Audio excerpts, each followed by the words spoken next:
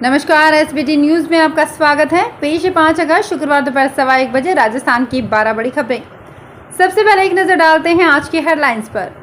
राहुल गांधी बोले, जो बोलता है उसे अरेस्ट किया जाता है। श्रीगंगानगर के सरकारी मेडिकल कॉलेज को एनएमसी ने दी अनुमति। रामदेवरा जाने वाले जातरुओं के लिए राम रसोड़ा शुरू। डीसीपी बोले, कॉलेज के बाहर पोस्टर बैनर लगाएं तो होगी कार्यवाही। और करौली महवा बाईपास का इंतजार अब होगा खत्म, वाहन चालकों को मिलेगी राहत। और अब खबरें विस्तार से। महंगाई, बेरोजगारी, जीएसटी और जांच एजेंसी के दुरुपयोग के मुद्दे पर कांग्रेस शुक्रवार को देश भर में प्रदर्शन कर रही है। इस बीच राहुल गांधी ने दिल्ली में प्रेस कॉन्फ्रेंस की। उन्होंने कहा कि यहां रोज लोकतंत्र की हत्या हो रही है। उन्होंने कहा कि हमें पार्लियामेंट हाउस में बोलने नहीं दिया जाता, जो विरोध करता है उसे अरेस्ट किया जाता है। राजस्थान के मुख्यमंत्री अशोक गहलोत ने कहा कि किसी ने नहीं सोचा होगा कि देश में लोगों को लोकतंत्र समाप्त होते देखना होगा। देश में महंगाई बढ़ रही है, संविधान को खत्म किया जा रहा है, लेकिन कोई सुनने वाला नहीं है। कांग्रेस के पूर्व अध्यक्ष ने कहा कि देश में ईडी व सीबीआई का आतंक है। प्रदर्शन को देखते हुए जंतर मंतर इलाके में धारा 144 लागू कर दी गई है। कांग्रेस पार्टी के सभी सांसद विजय चौक होते हुए राष्ट्रपति भवन तक मार्च करेंगे। वहीं पार्टी के नेता और कार्यकर्ता कांग्रेस मुख्यालय से पीएम हाउस तक जाएंगे। यहां वे पीएम हाउस का घेराव करेंगे। नेशनल मेडिकल कमीशन ने श्रीगंगानगर के सरकारी मेडिकल कॉलेज की अनुमति दे दी है। अब इस कॉलेज में इसी वर्ष यानी कि सत्र 2022-23 से एमबीबीएस प्रथम वर्ष की कक्षाएं शुरू होने का मार्ग प्रशस्त हो गया है। राष्ट्रीय चिकित्सा आयोग, चिकित्सा मूल्यांकन और रेटिंग बोर्ड ने मेडिकल बोर्ड में 100 एमबीबीएस सीटों के लिए आशय पत्र जारी कर दिया है। नेशनल मेडिकल कमीशन की अनुमति के उपरांत श्रीगंगानगर की जनता का सरकारी मेडिकल का सपना पूरा हुआ है। श्रीगंगानगर में मेडिकल कॉलेज खुले, ये सपना बीडी अग्रवाल ने देखा और यहाँ की जनता को दिखाया, लेकिन उनके जीते जी ये सपना साकार रूप नहीं ले पाया। कारण जो रहे हों, पर सपना अधूरा रहा। अनेक बाधाओं के बाद यहाँ की जनता का सपना पूरा होने जा रहा है। इसके लिए किसी एक व्यक्ति या नेता को श्रेय नहीं दिया जा सकता। मेडिकल कॉलेज खुलने जा रहा है, इसका श्रेय यहाँ की जनता को ही है। श्रीगंगानगर की जनता को मेडिकल कॉलेज के लिए कई आंदोलन करने पड़े, कई प्रयास हुए, तब जाकर ये हकीकत बन रहा है। श्री बैद्यनाथ महादेव मंदिर सेवा संस्थान गौड़ी जी जालौर संस्था की ओर से राम रसोड़ा का शुभारंभ किया गया। महंत रणछोड़ भारती महाराज, पवनपुरी महाराज, निरंजन नाथ महाराज ने विधिवत पूजा अर्चना कर राम रसोड़ा की शुरुआत की। संस्थान की ओर से इस मार्ग से रामदेवरा जाने वाले श्रद्धालुओं को हर प्रकार की सुविधा उपलब्ध कराई जाएगी। साथ ही संस्थान के सदस्य भक्तों की सुरक्षा के लिए समय समय पर क्षेत्र में गश्त भी करेंगे। इस मौके पर जालौर विधायक जोगेश्वर गर्ग, भाजपा जिलाध्यक्ष श्रवण सिंह राव, नगर अध्यक्ष एडवोकेट सुरेश सोलंकी, किसान मोर्चा जिलाध्यक्ष धुकाराम राजपुरोहित, युवा मोर्चा जिलाध्यक्ष गजेंद्र सिंह सिसोदिया, संस्था अध्यक्ष चेतन कुमार सुंदेशा आदि पदाधिकारी मौजूद रहे।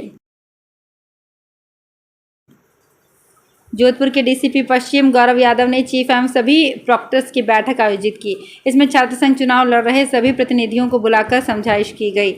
यादव ने कहा कि छात्र संघ चुनाव में कॉलेज के बाहर पोस्टर या बैनर लगाना नियमों के खिलाफ है। चुनाव लड़ रहे जिन प्रतिनिधियों ने अपने पोस्टर या बैनर लगा रखे हैं, वे खुद ही हटा ले। नहीं हटाने पर प्रशासन संपत्ति विरूपण अधिनियम के तहत कार्रवाई भी कर सकता है। डीसीपी ने बताया कि यदि चुनाव के दौरान कॉलेज में बाहर के व्यक्तियों का आना जाना होता है तो उनकी पहचान कर पुलिस को सूचना दें।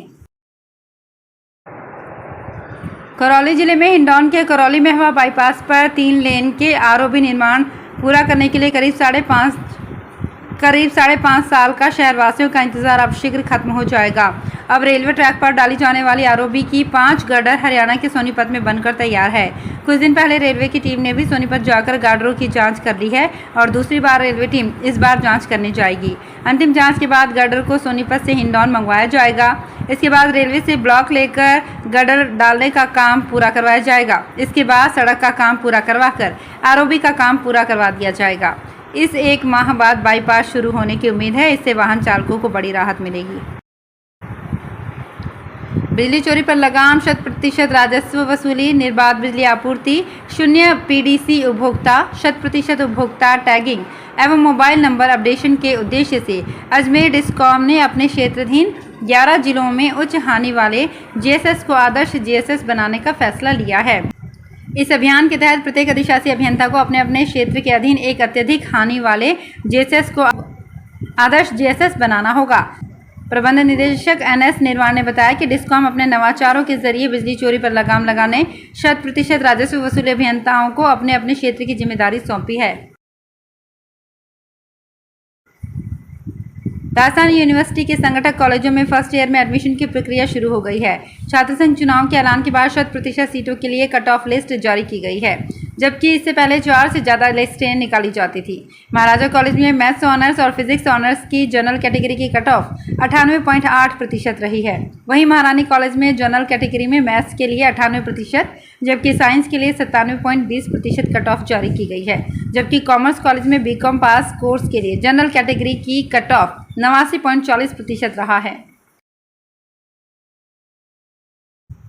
जयपुर में ब्लड बैंक खाली होने लगे। निजी ब्लड बैंकों का बहुतायत में खुलना, ब्लड डोनेशन शिविरों में कई ब्लड बैंक को बुला लेना और ब्लड डोनेट नहीं करने सहित कई कारणों के चलते हालात इस स्थिति में पहुंच चुके हैं कि SMS जैसे सरकारी ब्लड बैंक में AB नेगेटिव ब्लड ग्रुप है ही नहीं। O नेगेटिव महज 2 unit, AB positive 9, A negative 10 और B नेगेटिव केवल 9 यूनिट ही बचा है।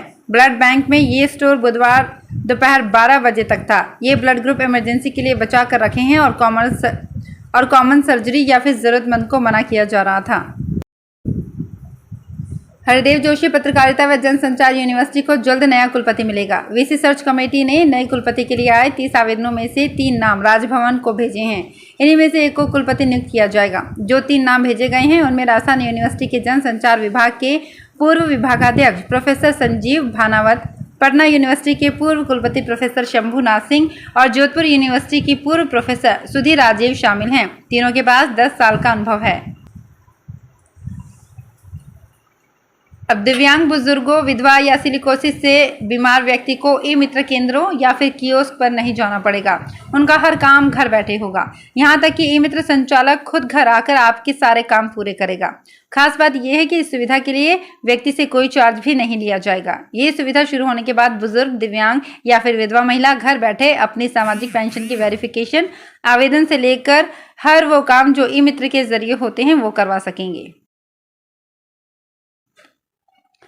राज्य सरकार की छवि चमकाने के लिए राजस्थान के सांख्यिकी विभाग ने ही फर्जी ट्विटर, फेसबुक अकाउंट बनाने के आदेश जारी कर दिए हैं। आदेश वायरल होने के बाद जब मामले ने तूल पकड़ा तो आनंद फानन में आदेश जारी करने वाले सहायक निदेशक को निलंबित कर दिया गया।